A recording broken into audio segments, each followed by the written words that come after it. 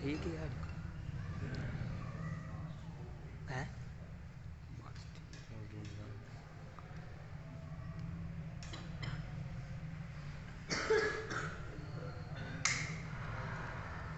آج بالکل فٹ ہے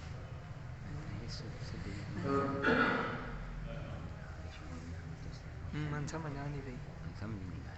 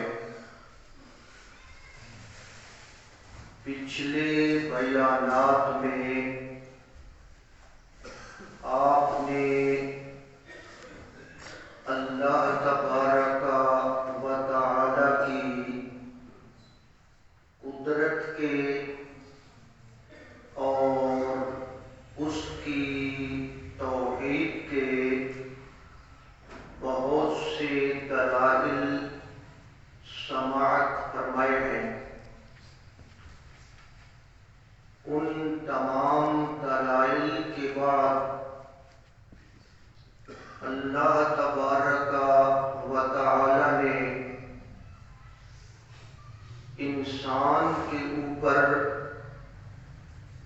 گزرنے والی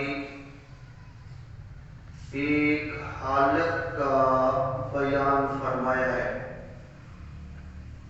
کہ دیکھو کس طرح اللہ نے تمہیں بنایا، کس طرح تمہاری تخلیق فرمائی، پھر کس طرح تمہاری نشو و نما فرمائی، حتیٰ کہ تم بڑھاپے کے اندر پہنچ گئے، پھر اللہ تبارک و تعالی نے تمہیں موت عطا فرما دی۔ تو وہ ہستی جس کے ہاتھ میں پیدائش بھی ہے اور تمہاری موت بھی ہے، ذرہ برابر نہ تم اپنی پیدائش کا اختیار رکھتے ہو اور نہ تم اپنی موت کا اختیار رکھتے ہو۔ تو جب اللہ تبارک و تعالی کے ہاتھ میں یہ ساری چیز ہے تو پھر تمہیں معبود اور مسجود بھی صرف اللہ کو ماننا چاہیے۔ بے شک اللہ تبارک و تعالی نے اس کے بعد انسانی زندگی کی، انسانی فطرت کی ایک مثال بیان فرمائی، واللہ فضل بعضکم علی بعض فی الرزق، کہ دیکھو کس طرح میری قدرت ہے، میں نے تم میں سے بعض لوگوں کو بعض لوگوں پر رزق میں فضیلت عطا فرمائی ہے۔ کسی کو رزق تھوڑا دیا ہے، کسی کو رزق میں نے زیادہ دیا ہے، یہ میری اپنی تقسیم ہے۔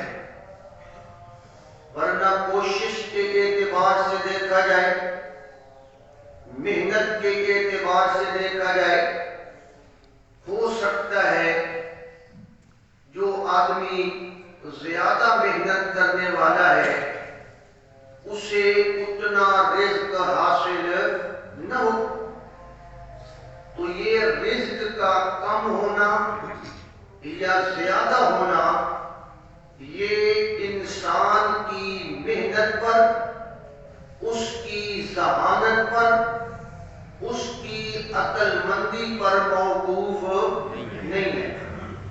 اس کی حکمت اللہ تبارک و تعالی خود ہی جانتا ہے۔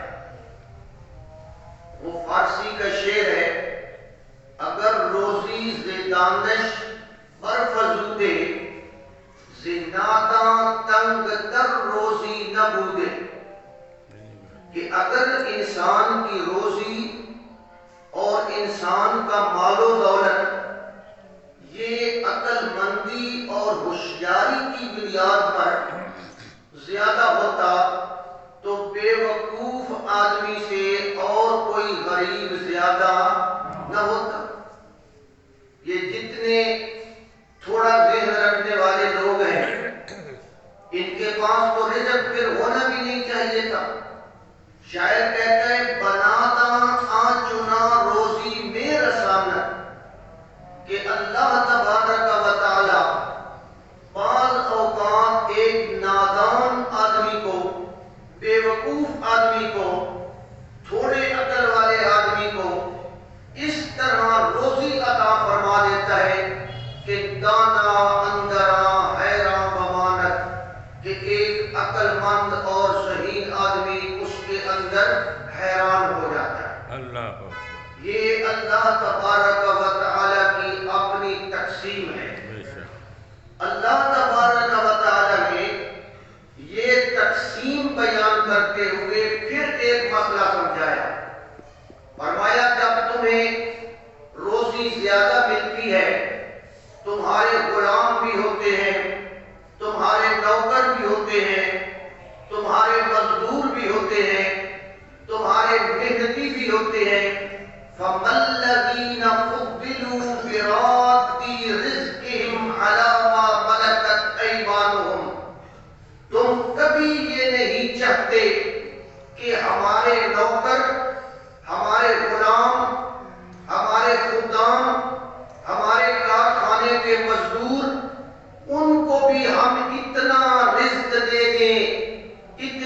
جناب مال و دولت دے دے کہ وہ تمہارے برابر ہو جائے. آدمی اپنے برابر ان کو دیکھنا نہیں چاہتا. وہ آدمی یہی چاہتا ہے کہ میں بڑا ہوں اور یہ چھوٹے ہیں, یہ میرے برابر کبھی نہیں ہو سکتے, ورنہ تو ایک کارخانہ دار مزدور کی اتنی تنخواہ بنا دے جتنی اپنی ہے, برابر ہو جائیں گے. فرمایا تم اس طرح نہیں چاہتے. جب تم اس طرح نہیں چاہتے کہ تمہارے مملوک, تمہارے ماتحت کام کرنے والے وہ تمہارے برابر ہو جائیں, أَفَبِنِعْمَةِ اللَّهِ يَجْحَدُونَ, کیا اللہ چاہتا ہے کہ میری مخلوق میرے برابر ہو جائے؟ جنہیں اللہ نے پیدا کیا, جنہیں اللہ نے گندے پانی سے پیدا کیا اور وہ اللہ کی مخلوق ہے, کیا اللہ یہ برداشت کرتا ہے کہ وہ میرے برابر ہو جائے؟ فَمَا الَّذِينَ فُضِّلُوا بِرَادِّي رِزْقِهِمْ عَلَىٰ مَا مَلَكَتْ أَيْمَانُهُمْ فَهُمْ فِيهِ سَوَاءٌ. تم ان کو برابر نہیں دیکھنا چاہتے کہ وہ تمہارے برابر ہو جائیں, حالانکہ تم بھی مخلوق وہ بھی مخلوق, تم بھی انسان وہ بھی انسان, لیکن مال و دولت کے اعتبار سے, مرتبے کے اعتبار سے تم ان کو برابر نہیں دیکھنا چاہتے. تو کیا اللہ اپنی مخلوق کو اپنے برابر دیکھنا چاہتا ہے؟ فرمایا یہ کبھی نہیں ہو سکتا. اللہ نے یہ بات سمجھائی, پھر اللہ کے برابر بھی کسی کو کرنا نہیں چاہیے.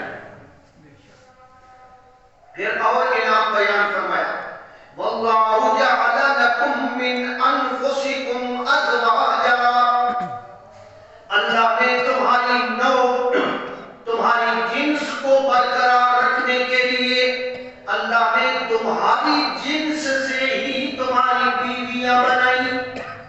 یہ بھی اللہ تبارک و تعالیٰ کی قدرت کا ایک بہت بڑا نمونہ ہے کہ اللہ نے ہماری جنس برقرار رکھنے کے لیے, برقرار رکھنے کے لیے اللہ نے ہماری ہی جنس میں سے ہماری بیویاں اور عورتیں بنائی.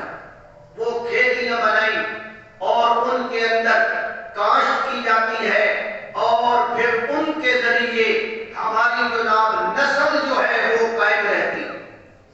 حالانکہ جس چیز کی بھی یہ غلہ وغیرہ ان سب چیز کی نسل کا قائم رہنا ضروری ہے, اسی طرح انسان کی نسل بھی باقی رکھنا یہ کس کی شان ہے جی؟ اللہ کی. ورنہ اللہ کسی اور جنس سے تمہاری بیویاں بنا دیتا تو پھر یہ نسل کس طرح قائم رہتی؟ اس لیے نسل قائم رکھنے کے لیے انسان کی بیوی انسان کی جنس میں سے ہونا ضروری ہے, تب نسل قائم رہے گی. یہ جو بعض لوگوں سے آپ نے سنا ہے نا, فلانے نے جن سے شادی کی اور جن سے بلا پیدا ہوا, یہ سب جھوٹی باتیں ہیں. جن اور انسان کی شادی اگرچہ طب میں بہت ساری مشہور ہے, لیکن یہ کوئی تحقیقی بات نہیں ہے. فرمایا اللہ نے تمہاری جنس میں سے من انفسکم ازواجا, اللہ نے تمہارے لیے بیویاں بنائی اور ان کا فائدہ کیا ہے؟ وَجَعَلَ لَكُم مِّنْ أَزْوَاجِكُمْ بَنِينَ وَحَفَدَةً, اور پھر اللہ نے ان بیویوں کے ذریعے تمہیں بیٹے عطا فرمائے, اولاد عطا فرمائی, پھر بیٹوں کے بعد اللہ نے پوتے عطا فرمائے. تو یہ بیٹے اور پوتے یہ انسان کی نسل قائم ہو رہی ہے, اور یہ نسل قائم کرنے والا, اس کا نظام بیان کرنے والا کون ہے؟ یہ اللہ کی قدرت ہے کہ اللہ نے یہ نظام بھی قائم کر دیا. اور پھر ایک دوسرے کی طرف اٹریکشن رکھ دی, اور اس اٹریکشن کے نتیجہ میں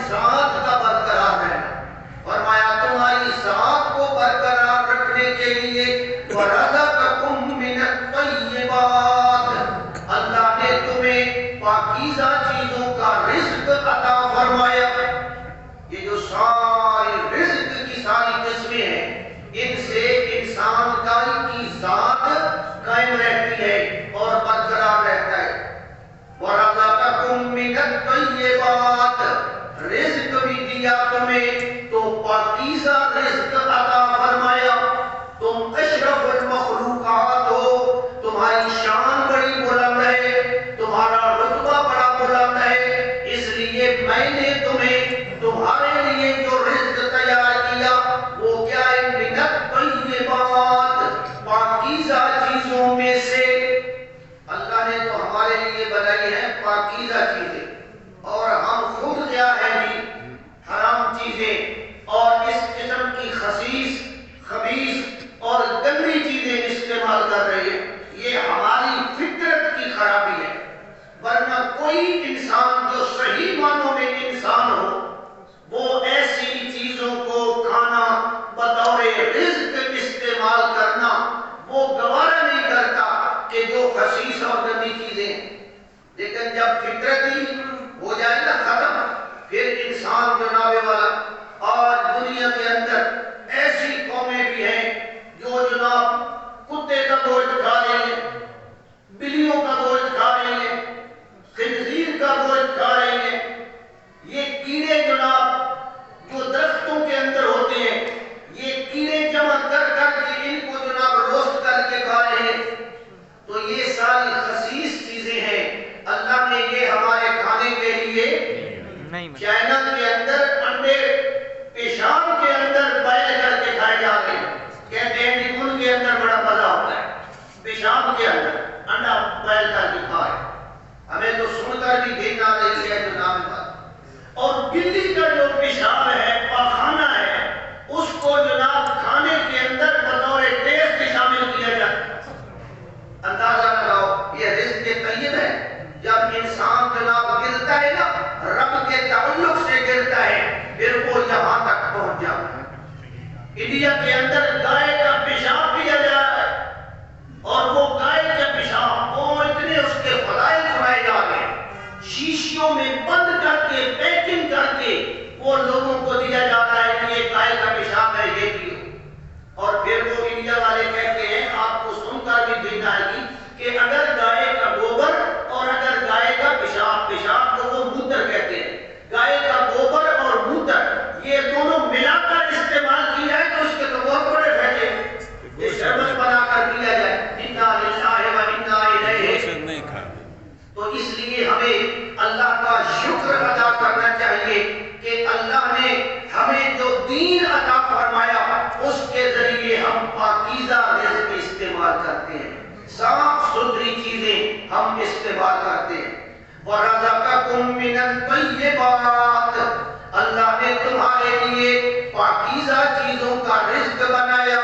أَفَبِالْبَاطِلِ يُؤْمِنُونَ، پھر عجیب بات ہے کہ سب کچھ اللہ سے لینے کے بعد تم باطل کو تو مانتے ہو، باطل کو مانتے ہو، شرک کو مانتے ہو، کفر کو مانتے ہو، بدعات کو مانتے ہو.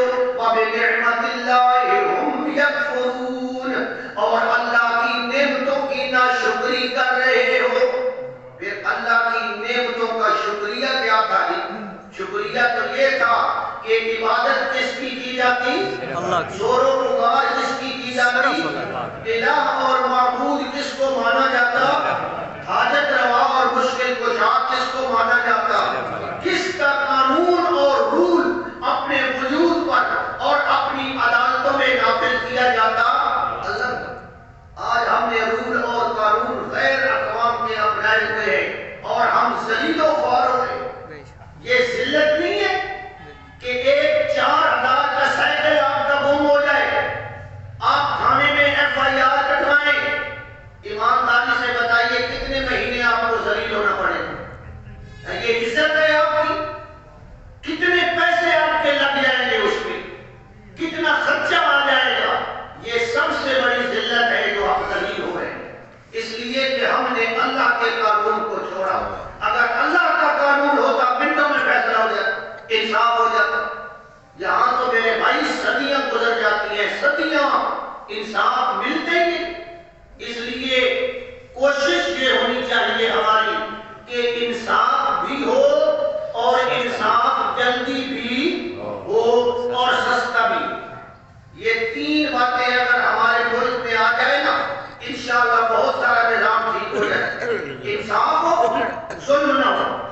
انصاف سستا ہو، اس کے اوپر خرچہ نہ ہو، اتنا خرچہ نہ ہو کہ غریب آدمی اس سے جناب دوری رہے، اور پھر وہ جلدی ملنا چاہیے تاکہ جذبات مشتعل نہ ہو۔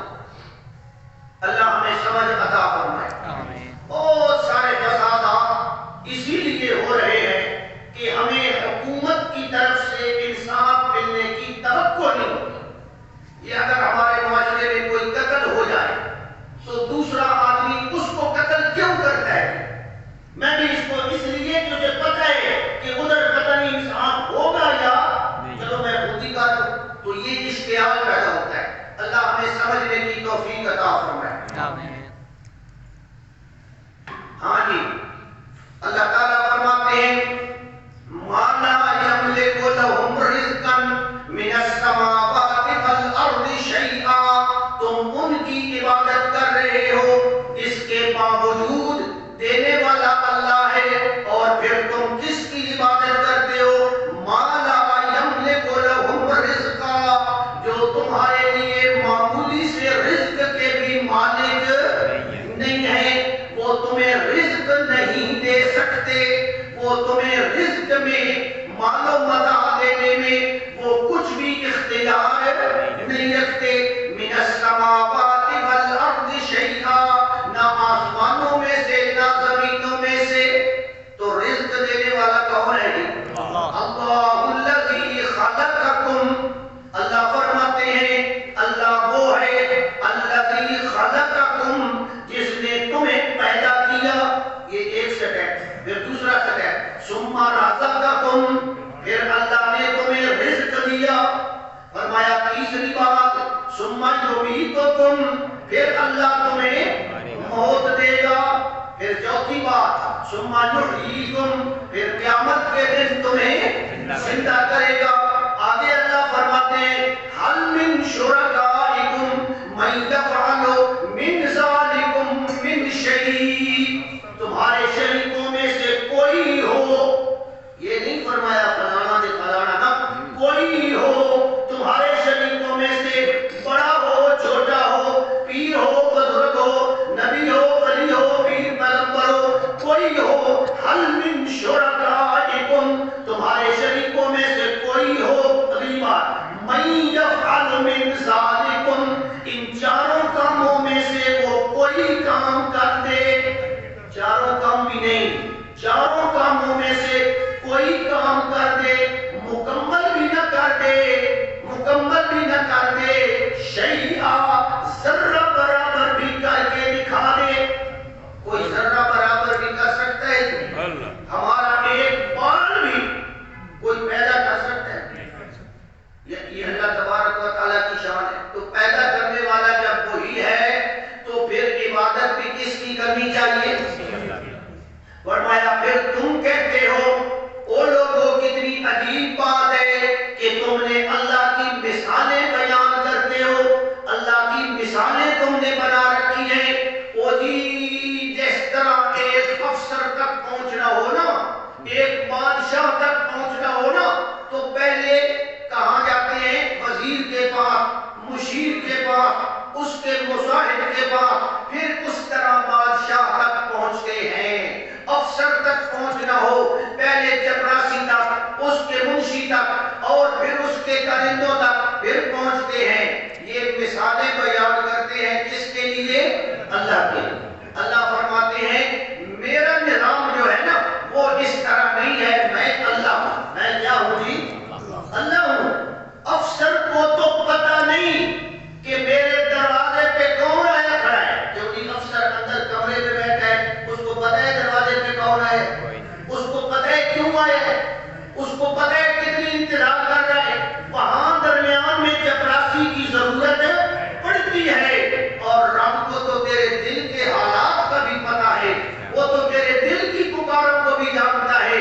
وہاں کسی درمیانی واسطے اور وسیلے کی ضرورت نہیں پڑتی، وہ ڈائریکٹ جانتا ہے، وہ ڈائریکٹ سنتا ہے۔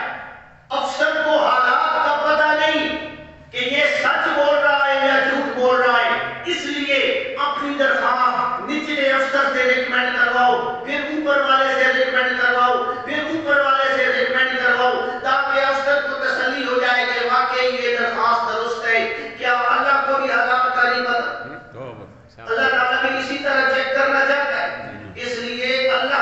یہ مثالیں نہیں دینی چاہیے. وَيَعْبُدُونَ مِن دُونِ اللَّهِ مَا لَا يَمْلِكُ لَهُمْ رِزْقًا مِنَ السَّمَاوَاتِ وَالْأَرْضِ شَيْئًا. وہ اس کے باوجود، اتنی نعمتوں کے باوجود، اللہ کی اتنی قدرتیں دیکھنے سننے کے باوجود وہ اللہ کے ماں سوا اور ہستیوں کی عبادت کرتے ہیں، حالانکہ ان کو وہ رتی برابر رزق دے سکتے، رتی برابر ان کو فائدہ دے سکتے نہیں ہیں. پھر سارے فائدے دینے والا کون؟ اللہ. وہ جب اللہ ہے تو پھر عبادت بھی کس کی ہونی چاہیے؟ اللہ کی. ہاں، اس لیے میرے بھائی کہتے ہیں نا وہ جی کوٹھے پہ چڑھنا ہو نا، مولوی صاحب بڑی پرانی مثال ہے آپ کی، یہ پرانی ہو گئی. کوٹھے پہ چڑھنا ہو نا، سیڑھی تو لگانی پڑتی ہے نا، وسیلہ کو اختیار کرنا پڑتا ہے نا. اس لیے مولوی صاحب اللہ کے لیے اللہ کے سامنے درخواست دینی ہو تو بزرگوں کے دربار پر جانا پڑتا ہے، ہماری ان کے آگے اور ان کی اللہ کے آگے. اللہ تعالیٰ فرماتے ہیں یہ میری مثالیں نہ دو. کیوں؟ افسر تو بھائی وہ کوٹھا تو تم سے دور ہے، وہ تو اونچا ہے، تمہارے اور اس کے درمیان ایک فاصلہ ہے، اور رب اور بندے کے درمیان بھی کوئی فاصلہ ہے. نحن اقرب الیہ من حبل الورید. ہم اللہ یعنی اللہ انسان کی شاہ رگ سے بھی زیادہ قریب ہے.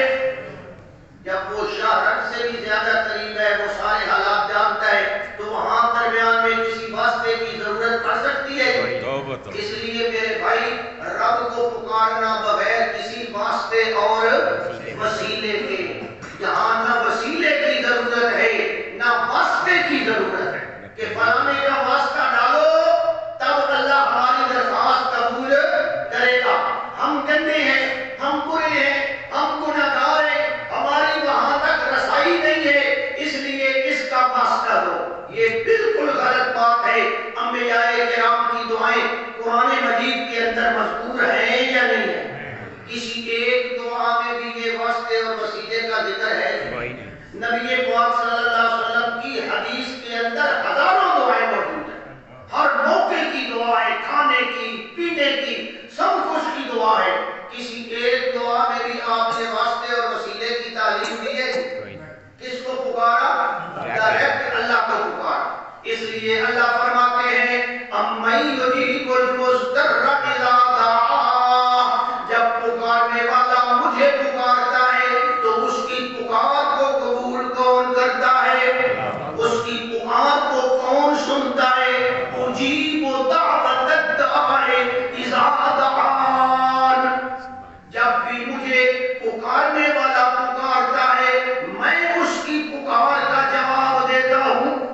ایک قصہ مشہور ہے اللہ اعلم کہ کوئی آدمی تھا، بت پرست تھا، اس نے اپنے بت کو پکارنا شروع کر دیا، یا صنم یا صنم یا صنم، کہتا رہا کہتا رہا کہتا رہا. اب بت جناب والا آگے سے زندہ ہو تو جواب دے، زندہ ہو سنے تب جواب دے، جواب کوئی نہ ہے. اچانک کتنے ٹائم کے بعد اس کے منہ سے ایک لفظ قدرتی طور پہ نکل گیا، یا سمد. اب صنم کی بجائے کیا کہ نکل گیا یا سمد.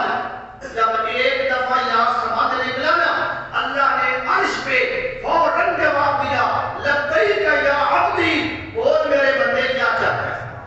فرشتوں نے کہا یا اللہ تجھے نہیں پکار رہا، یہ تو اپنے بت کو پکار رہا ہے، اس کی تو زبان تھرک گئی ہے، زبان تھوڑی لرزش کھا گئی، اور اس کے منہ سے بائی چانس نہیں بائی چانس سمجھ کا لفظ نکل گیا. یا اللہ تو پھر بھی جواب دے رہا ہے.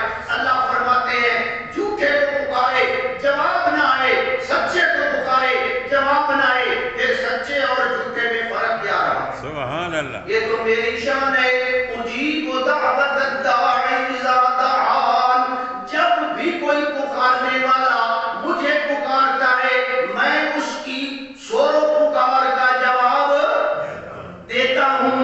اور جن کو تم پکارتے ہو جو قبروں میں پڑے ہوئے، فرمایا لا یستجیبون. یہ قرآن کے لفظ ہے.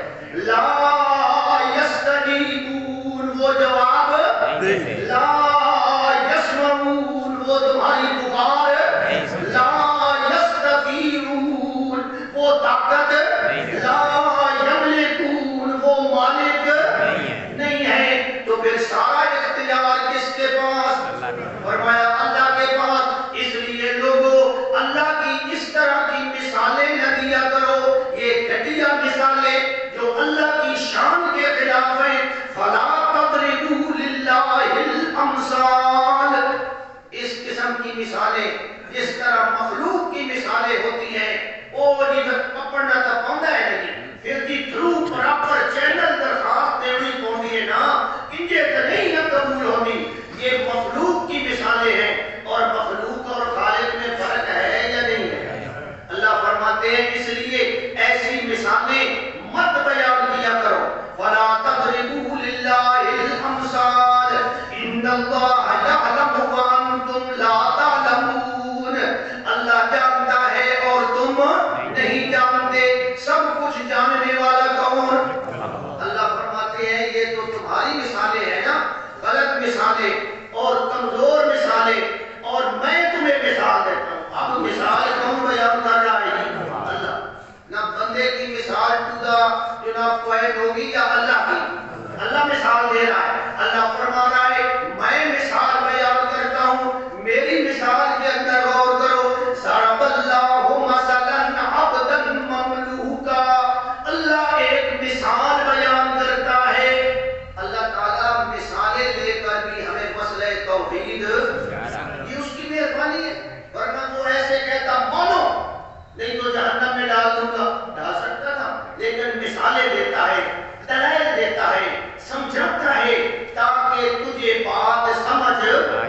اور قبول اللہ کے دربار میں وہی ہوگا جو دل سے قبول کر کے مانا جائے. زبردستی کسی سے منوا لے تو وہ قبول ہوگا نہیں، وہ تو قبول نہیں ہوگا. اس لیے فرمایا اللہ تعالیٰ مثال بیان کرتا ہے. ضرب اللہ مثلا عبدا مملوکا. اللہ مثال بیان کرتا ہے جیسے ایک غلام ہو کسی کا مملوک. غلام جانتے سب خرید غلام وہ کسی آقا کا مملوک ہو، اس کی ملکیت میں ہو. اب غلامی کا دور تو گزر گیا ہے، لیکن اگر آپ تصور کریں غلام خریدا ہوا ہے اور وہ غلام ہمہ وقت اس کی خدمت میں مصروف ہے، اس غلام کو پاس ذرہ برابر بھی اختیار نہیں ہوتا. سارا اختیار کس کے پاس ہوتا ہے؟ حتیٰ کہ وہ غلام اگر کمائی کرتا ہے، محنت اور مزدوری کرتا ہے، اس کی مزدوری کے پیسے بھی کس کے ہوتے ہیں؟ اس کے مالک اور اس کے آقا کے ہوتے ہیں. اس طرح وہ جناب ان کا جناب مملوک ہوتا ہے اور اس کی ملکیت میں ہوتا ہے. اللہ فرماتے ہیں ضرب اللہ مثلا عبدا مملوکا. ایک غلام ہو جو اپنے آقا کی ملکیت میں ہے. لا یقدر علی شیء. اس کو ذرہ برابر کا بھی اختیار نہ. غلام کو کون سا اختیار ہونا ہے؟ غلام کے پاس تو کوئی اختیار نہیں. اختیار سارا کس کے پاس ہوتا ہے؟ مالک اور آقا کے پاس. کہتے ہیں کسی غلام کو کسی آقا نے خریدا اور اس کو گھر لے آیا، اور گھر لانے کے بعد شفقت کے طور پر ایسے ہی جناب مہربانی کے طور پہ اس نے پوچھا کہ اے غلام میں نے تجھے خریدا ہے، یہ میرے بہت سارے کمرے ہیں، عمارتیں ہیں، مکانات ہیں، تو کس مکان میں رہنا پسند کرے گا؟ اس نے کہا آقا جس میں آپ رہائش دے دیں میں اسی میں رہ لوں. آقا نے پوچھا ہے غلام میں نے تیرے کپڑے بنانے ہیں، کس قسم کے کپڑے پسند کرے گا، کس کلر کے کپڑے لینے ہیں؟ اس نے کہا آقا جی جو آپ لے دیں میں پہن لوں. اس نے کہا ہے غلام تیرے لیے کھانا تیار کرنا ہے، کون سا کھانا تیار کروں، کون سی چیز پسند کرتا ہے؟ وہ کہنے لگا آقا جی جو آپ کھانا کھلا دیں میں کھا لوں. اس نے کہا ہے غلام میرے بہت سارے کام ہیں، کئی شعبے ہیں میرے کاموں کے، تو کون سا کام پسند کرے گا؟ جناب زراعت کرے گا، تجارت کرے گا، ڈور ڈنگروں کو کرے گا، کیا کام کرے گا؟ اس نے کہا آقا جو آپ حکم فرما دے کر لوں گا. آقا حیران ہو کر بولا اور کہنے لگا کہ یار بڑی عجیب بات ہے، میں نے تجھے خریدا ہے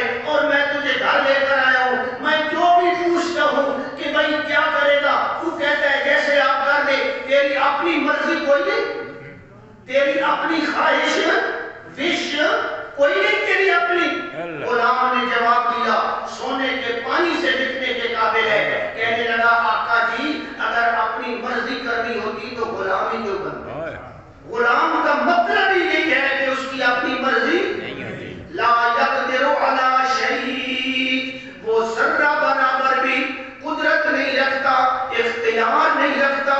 اور اس کے مقابلے میں یہ تو ایک غلام ہو گیا نا، غلام ہے، مملوک ہے، اور جناب والا کسی شے کا بھی ایک پیسے کا بھی اختیار نہیں ہے، ایک پیسے کا بھی مالک نہیں ہے. فرمایا وَمَن رَزَقْنَاهُ مِنَّا رِزْقًا حَسَنًا، اور اس کے مقابلے میں ایک آزاد بندہ، اس کا آقا، اس کا مالک، جسے اللہ نے بہت سارا رزق عطا فرمایا، بڑا امیر کبیر بڑے پیسوں کا مالک ہے، آقا کے پاس بڑے پیسے ہیں، بڑی دولت کا مالک ہے. فَهُوَ يُنْفِقُ مِنْهُ سِرًّا وَجَهْرًا، اور وہ جب چاہے جہاں چاہے جتنا چاہے خرچ کرے، کوئی پوچھنے والا. آقا جو ہوا، مالک جو ہوا اپنی جائیداد کا، غلام سے تو پوچھا جاتا ہے نا یہ کیوں کیا وہ کیوں کیا. اللہ فرماتے ہیں وہ چاہے تو ظاہری طور پہ خرچ کرے، چاہے تو خفیہ طور پہ خرچ کرے، جہاں خرچ کرے جس طرح خرچ کرے. فَهُوَ يُنْفِقُ مِنْهُ سِرًّا وَجَهْرًا، جس طرح مرضی ہے وہ خرچ کر رہا ہے، جہاں اس کا دل چاہتا ہے پیسے خرچ کر رہا ہے. پیسہ بھی اس کے پاس بڑا ہے اور آگے مرضی بھی اس کی اپنی ہے، اور غلام اس کے پاس ایک دھیلا بھی نہیں ہے اور مرضی بھی اس کی اپنی نہیں ہے. اللہ فرماتے ہیں یہ میری مثال ہے. حل یستوون، بتاؤ لوگو، حل یستوون، کیا یہ دونوں برابر ہو سکتے ہیں؟ ایک ہے آقا مالدار، او جناب کروڑوں کا مالک، اور پھر جہاں چاہے خرچ کرے کوئی پوچھنے والا، اور ایک ہے غلام، ایک پیسہ بھی اس کے اختیار میں نہیں ہے. ہر بات اس نے اگر اٹھنا ہے بیٹھنا ہے، حتیٰ کہ غلام نے اگر شادی کرنی ہے تو پھر بھی آقا کو لوگ پوچھ کے کرنی سے وہ شادی بھی نہیں کر سکتے. ہاں جناب. فَهُوَ يُنْفِقُ مِنْهُ سِرًّا وَجَهْرًا، وہ اپنی مرضی کے مطابق جتنا چاہتا ہے جہاں چاہتا ہے خرچ کرنے والا ہے. کیا اللہ فرماتے ہیں یہ غلام اور یہ آقا حل یستوون، کیا دونوں برابر ہیں؟ جب یہ دونوں برابر نہیں ہیں تو مالک الملک اور مملوک بھی برابر نہیں ہے.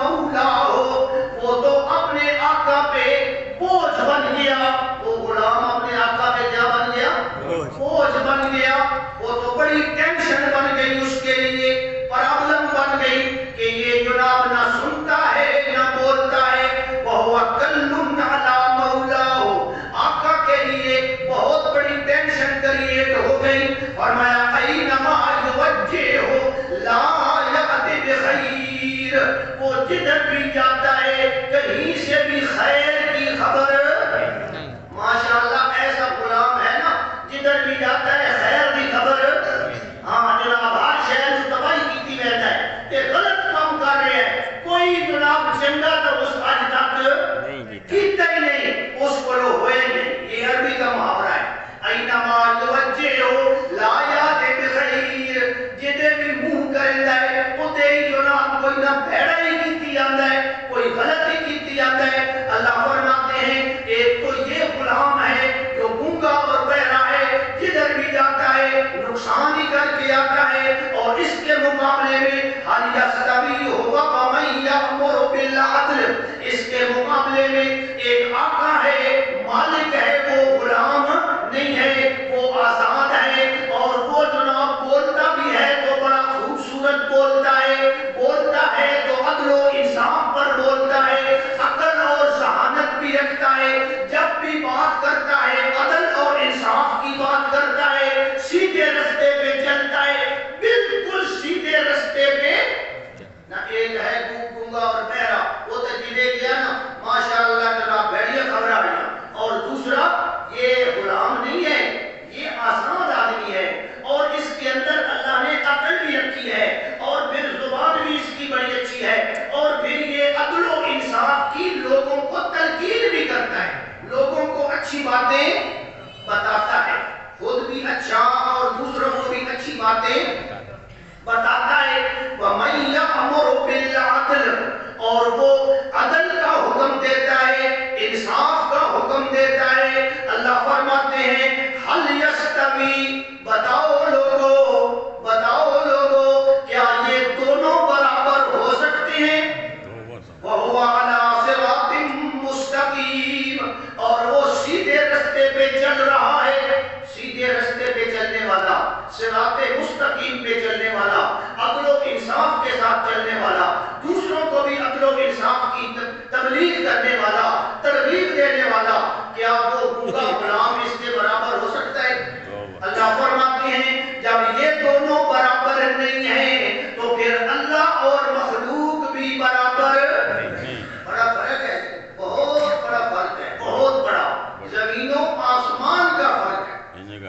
چراغے مردہ کجا زندہ آفتاب، فارسی کا شعر ہے، چراغے مردہ کجا زندہ آفتاب کجا، اکے کجھے ہویا دیوا کتھے تے جناب بھگدا سورج کے تے فرق ہے یا کوئی نہ؟ جی ماشاءاللہ ہو گئی کجھے ہویا، ہاں تے نادا دیوا چراغے مردہ کجا زندہ آفتاب کجا، ببین تفاوت راہ از کجا استتاب کجا۔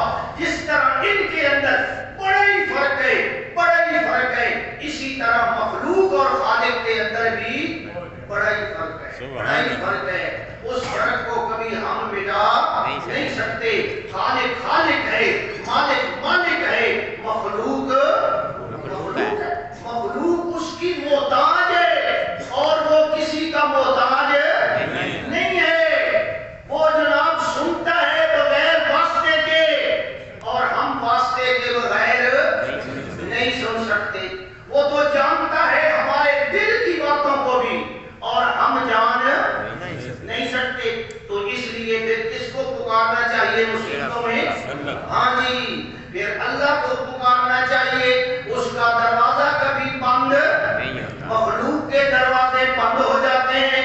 افسر کے پاس جائیں، ڈی سی کے پاس جائیں، فلانے کمشنر کے پاس جائیں، دروازے پہ لکھا ہوگا جی چھٹی ہو چکی ہے، اب کل آنا، اب دروازہ بند ہو چکا ہے۔ کیا کبھی رب کا دروازہ بھی دیکھا ہے کہ بند ہوا ہے؟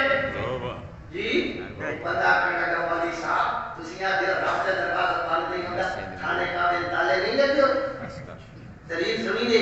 اور خود کو یہ خانے کعبے کی بات نہیں، یہ رب کے دربار کی بات ہے۔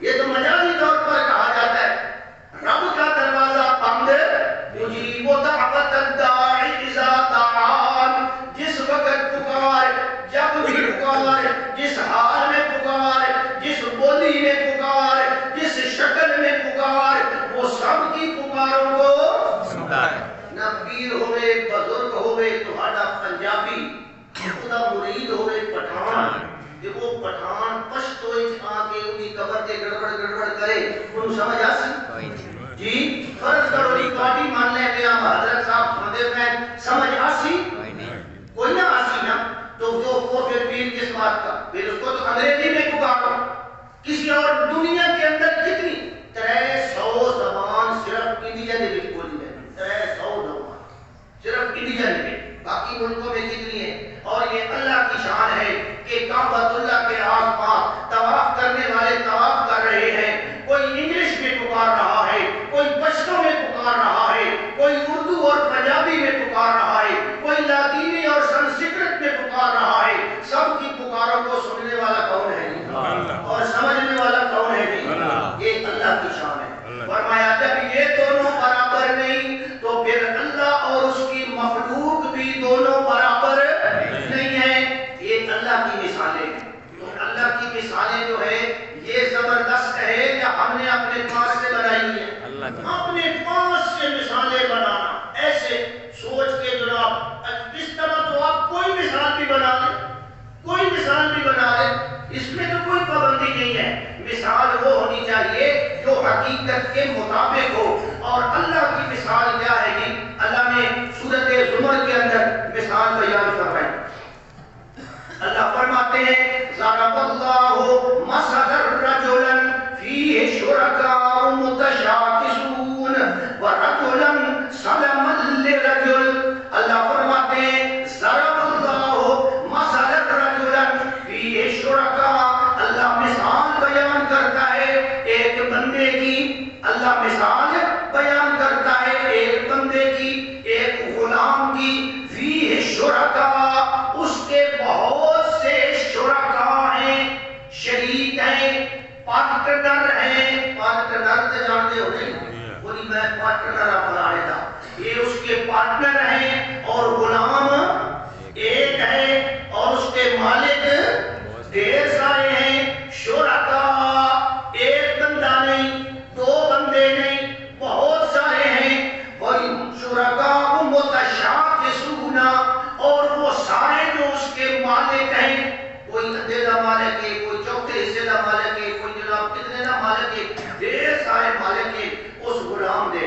اور وہ پھر مالک بھی کوئی آرام والے تے صبر والے ہیں بڑے جناب والا کوئی جناب جھگڑالو اور بہت بڑی گندی فطرت کے مالک فطرت بھی ان کی کیا ہے گندی ہے آپس میں جھگڑنے والے ہیں متشاکسون آپس میں جھگڑنے والے ایک کہتا ہے خبردار تو میرا غلام ہے پہلے میرا کام کرنا ہے دوسرا کہتا ہے نہیں تو میرا غلام ہے پہلے یہ کام وہ جناب آپس میں جو لڑے ہوئے کہ بھڑے ہوئے کہ اس غریب نمونہ وچکار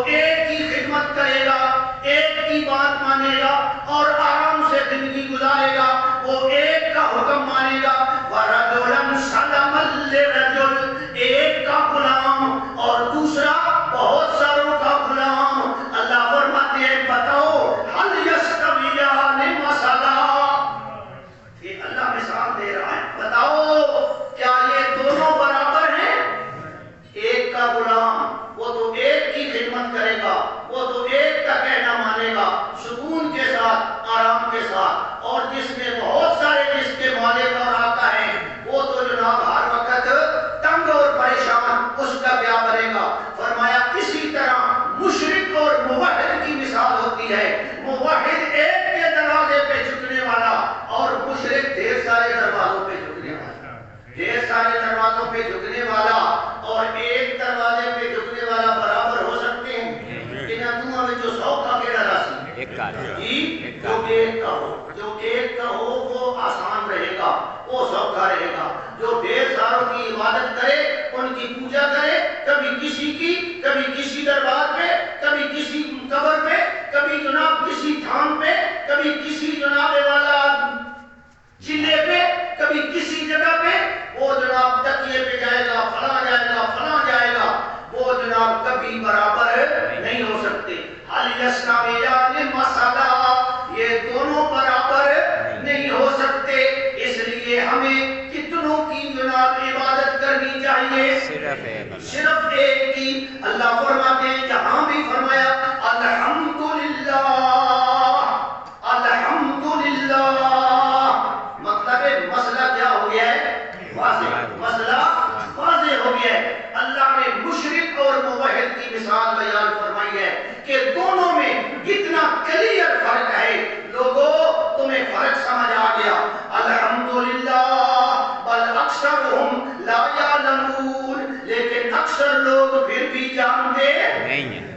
اکثر لوگ پھر بھی جانتے نہیں۔ اکثر لوگ، زیادہ بندے ہی نہ گلا جان دے کوئی نہیں، بس زیادہ آلے پاسے دور کو نہیں۔ یہ جو نظریہ بنایا گیا ہے نا آج کل، نظریہ وہ جی بندے زیادہ ہیں، بندے زیادہ ہیں، یہ جناب کوئی نظریہ نہیں، یہ تو سب سے گندا اور برا نظریہ ہے۔ قرآن کی زبان سے سمجھیں، قرآن کہتا ہے اکثر ایسا ہوتا ہے کہ اکثریت جو ہوتی ہے وہ غلطی پر ہوتی ہے۔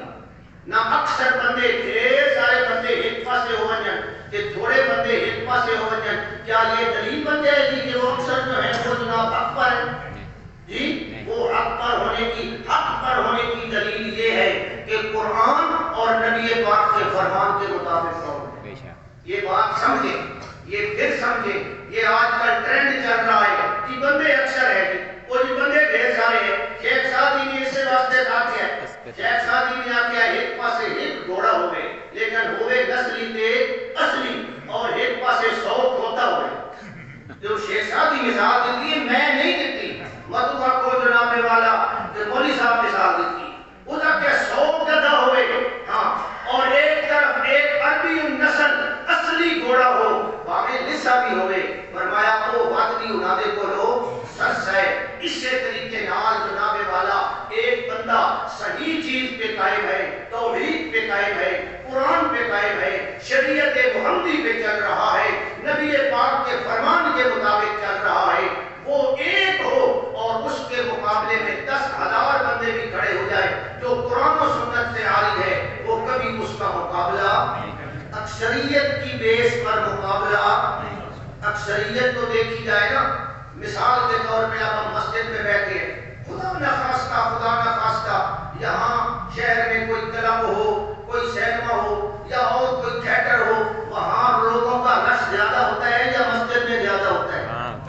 نہ ایسے کچھ یہ نال ہائی سکولی میچ کرا کے دیکھ لو، میچ کے بندے زیادہ ہو سن یا مسجد زیادہ ہو سن؟ پھر اسی یہ کہاں جی بھائی میچ کے رائے پر حقے کے نماز پڑھنی، نہ حقے کے بندے تھوڑے کی مسجد میں جناب رہ گئے، یہ تو ختم ہو گئے۔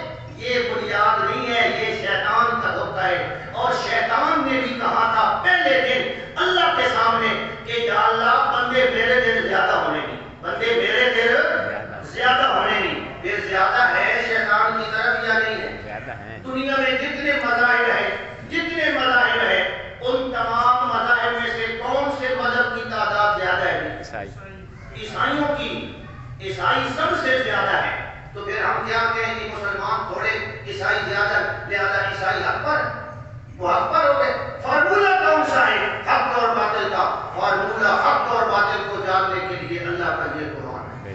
جس کے پاس قرآن ہے، چاہے وہ تھوڑے بندے ہیں چاہے زیادہ ہیں، وہ حق پہ ہیں، اور جو قرآن سے ہٹا ہوا ہے وہ کبھی حق پہ ہو سکتا نہیں۔ ایک نقطہ ذہن میں رکھیں، یہ بہت بڑی غلطی لگ جاتی ہے اور ہم پریشان ہو جاتے ہیں۔